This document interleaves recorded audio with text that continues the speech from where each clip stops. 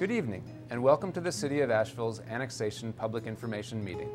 Tonight's meeting represents the third in a six-step process required for the city to annex unincorporated areas. The first step occurred on July 27th when City Council adopted resolutions stating its intention of annexing two areas contiguous to the city. Next, on August 10th, City Council approved a plan for the extension of services into these two areas. During tonight's meeting, City staff will present the plan of services and answer questions regarding it and the annexation areas.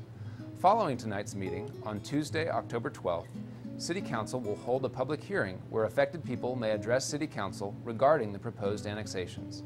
Staff will also present the plan of services and answer questions of City Council.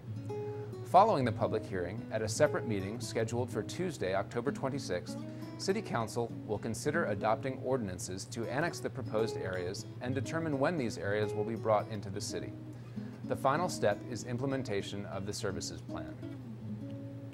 Following this pre-recorded presentation, staff from various city departments will be on hand to answer specific questions about the annexation services plan and the annexation areas.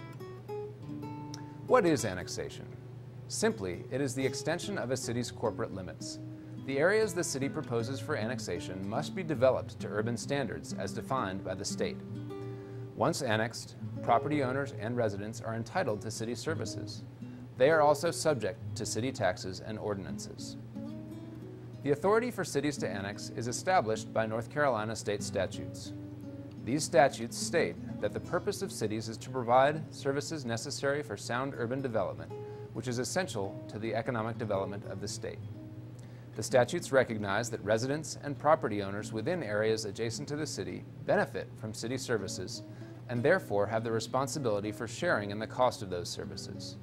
The statutes can be summed up by the statement, "That which is urban should be municipal." In order for a proposed annexation area to meet the state's definition for urbanization, there are certain standards the area must meet. First, the proposed annexation area must be adjacent to the city, and at least 1/8 of the area's boundary must be directly contiguous to the current city limits. Second, the area must meet at least one of 4 development tests. The first test is the population density test, where the population within the area is at least 2.3 persons per acre. The second test, the subdivision test, requires that at least 60% of the total acreage within the area is subdivided into lots of 3 acres or less, and at least 65% of the total number of lots are 1 acre in size or less. Additionally, in this test, the area must have a total resident population equal to at least 1 person per acre. Third, in the development test, at least 60% of the total number of lots must be developed, and at least 60% of the acreage in residential or vacant use must consist of lots 3 acres or less in size. The fourth and final test, the non-residential urban use test, requires that all lots within the area are used for commercial, industrial, governmental, or institutional purposes. Annexation areas may also contain portions that are non-urban, as long as the non-urban portion or portions of the area do not exceed 25% of the total annexation area, and the non-urban areas are adjacent on at least 60% of their boundaries to existing city limits or areas developed for urban purposes. In terms of areas the City of Asheville looks for, the city tries to select areas that are clearly developed and meet state standards for urbanization, as well as having water and sewer lines already extended into the areas. The city also attempts to include pockets of unincorporated development and clarify boundaries. Where feasible and appropriate, we try to disperse areas geographically around the city's boundaries. The city has identified 2 areas as meeting the statutory requirements for annexation. The first area is the Cooper's Hawk Drive area, located northeast of this current city limits off Schenck Parkway. Roughly 42 acres in size, this area is developed with single-family residences. The 26 full parcels and portions of other parcels in this area have an estimated population of 35. This area meets the development test as set forth by the state. The second area is the Royal Pines area, located east of the current city limits at Sweeten Creek Road. The area is predominantly developed with single-family housing, along with some multifamily housing, small businesses, and an elementary school. Comprised of 682 properties, in addition to road rights-of-way, the area contains 388.6 acres and has an estimated population of 1,595. This area meets the population density, subdivision, and development tests. The North Carolina general statutes require municipalities to provide city services to annexed areas on substantially the same basis as those services are provided to the remainder of the city. Staff members from the various city departments have created a plan for servicing the two proposed annexation areas.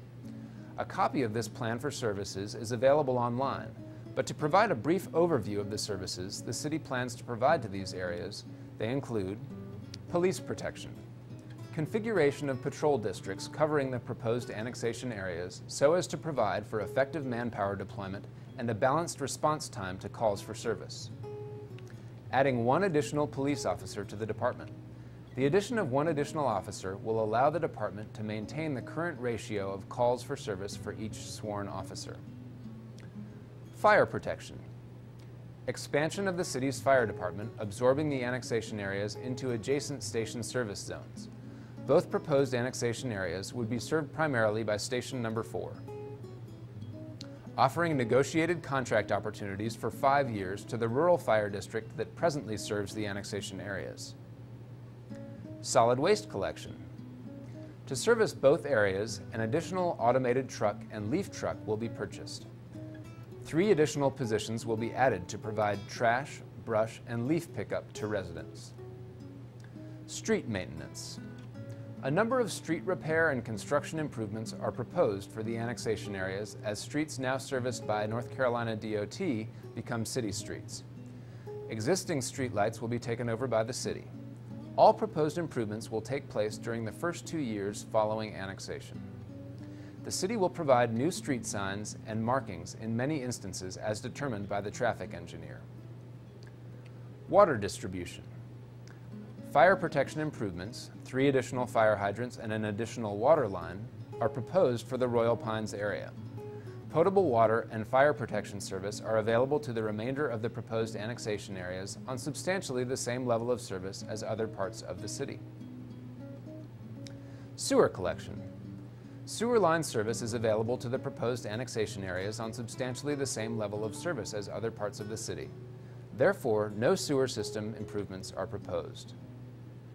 Also, as part of the Annexation Services Plan, the city is required to provide a financing plan that shows what the expected revenues and the expected expenditures for services will be and how the city plans to pay for these expenditures.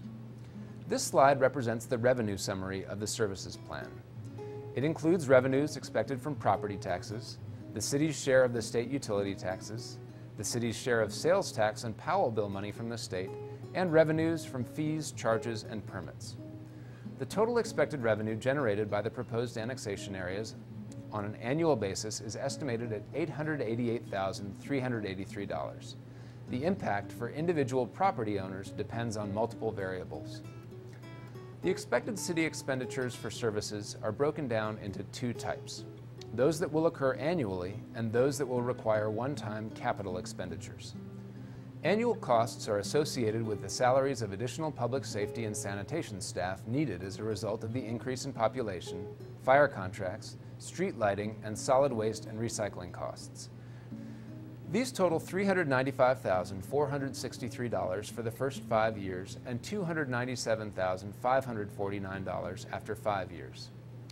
Capital expenditures include one-time costs for police capital equipment, fire debt payments, water improvements, solid waste capital equipment, rollout containers, and street and stormwater repairs. They come to a total of $922,208. Not all of these expenditures will be incurred in the first year. This concludes the presentation of the overview of the areas proposed for annexation and the Annexation Services Plan. We thank you for attending tonight's public information meeting and invite you to attend the annexation public hearing the City Council will hold on Tuesday, October 12th at 5 p.m. in the Council chambers located on the 2nd floor of City Hall. Staff members of various city departments are located at the back of this room to answer specific questions concerning the services plan and annexation areas. We will now dismiss with the formal portion of this meeting so that you might have an opportunity to discuss services with the individual department representatives in attendance. Thank you again.